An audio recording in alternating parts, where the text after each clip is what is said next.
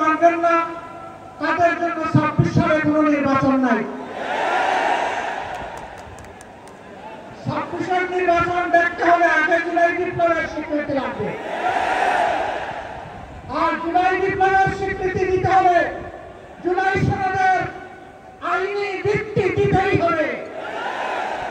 এই আইনি ভিত্তি ছাড়া কোন নির্বাচন অনুষ্ঠান হওয়ার কোন সম্ভাবনা নেই। তখন হবে আইনি ভিত্তির গুণাপত্র। এদেশের মুক্তিকামী মানুষের কথা একটাই, জাতীয় সংসদ নির্বাচনের আগে গণভোট অনুষ্ঠিত হতে হবে। গণভোটের ব্যাপারে সকল দল একমত, তাহলে তারিখ নিয়ে এই বায়নাবাজি কেন?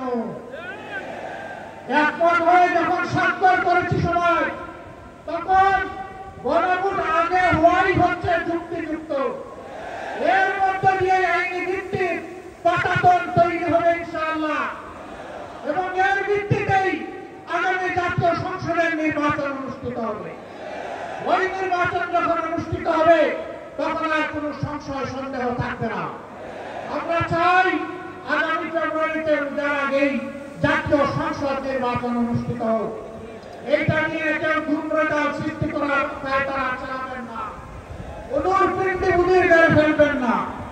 আমরা জাতীয় ঐক্যমত কমিশনে গিয়ে সকল দল আমাদের মতামত দিয়েছি। এই আন্দোলনের পক্ষ থেকে তদন্তকালে নোট অফ ডিসেন্ট আমরা দেই না। আমরা প্রস্তাবনা যৌক্তিক করে সেখানে আলাপ আলোচনায় আমরা ইতিবাচক মত দিয়েছি।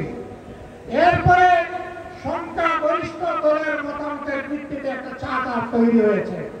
এটি হচ্ছে গণতন্ত্রের কথা, যে সংখ্যাগরিষ্ঠ যা বলবে বাকিরা তাই মেনে নেবে। কিন্তু আমরা দেখলাম না কেউ তা মেনে নিতে রাজি নন। জুলাই সনদেই যদি আপনি গণতন্ত্রের প্রতি শ্রদ্ধা না দেখান, জাতীয় নির্বাচনে আপনি শ্রদ্ধা দেখাবেন কিভাবে? এই জায়গায় আসতে হবে। সকল বায়না ভুলে যান। জুলাই শহীদের রক্তের প্রতি সম্মান দেখান।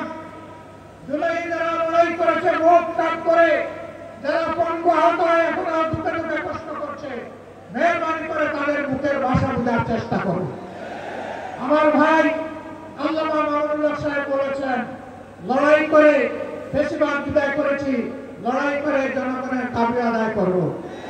আমি স্পষ্ট ভাষায় বলতে চাই, কোন দলের নয়, জনতার বিজয় হবে ইনশাআল্লাহ।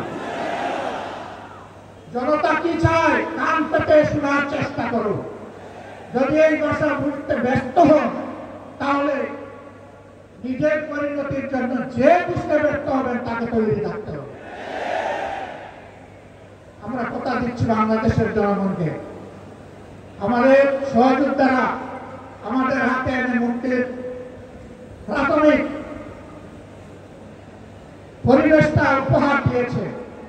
আমরা জনগণের মুক্তি আদায় করেই বলে ফিরবো ইনশাআল্লাহ। আমরা ভদ্র ভাষায় কথা বলছি, ভদ্র ভাষায় কথা বলবো, কিন্তু আমাদের দাবির ব্যাপারে আমরা হিমালয়ের মতো মত থাকবো। কারণ এই দাবি জনগণের দাবি, কোন দলের দাবি নয়। এই দাবি বিপ্লবের দাবি, এই দাবি ফ্যাসিবাদের দাবি না। অতএব ফ্যাসিবাদের দাবির কাছে বাংলাদেশের জনগণ মাথা নত করবে। যতক্ষণ পর্যন্ত জনগণের দাবি আদায় না হবে, আমাদের আন্দোলন দুর্বার গতিতে চলতে থাকবে ইনশাআল্লাহ। আজ শীর্ষ নেতৃবৃন্দ এই মিটিং এর পরে আমরা মিলিত হচ্ছি। পরবর্তী কর্মসূচি যথা শীঘ্রই আপনারা জানতে পারবেন। সেই কর্মসূচি বাস্তবায়নের জন্য প্রস্তুতি নেওয়ার আহ্বান জানিয়ে এবং সরকারকে জনগণের ভাষা বুঝে অতি শীঘ্রই গণভোট আগে দেওয়ার সিদ্ধান্ত নেওয়ার আহ্বান জানিয়ে আমার বক্তব্য এখানে শেষ করছি। আল্লাহ হাফেজ। বাংলাদেশ।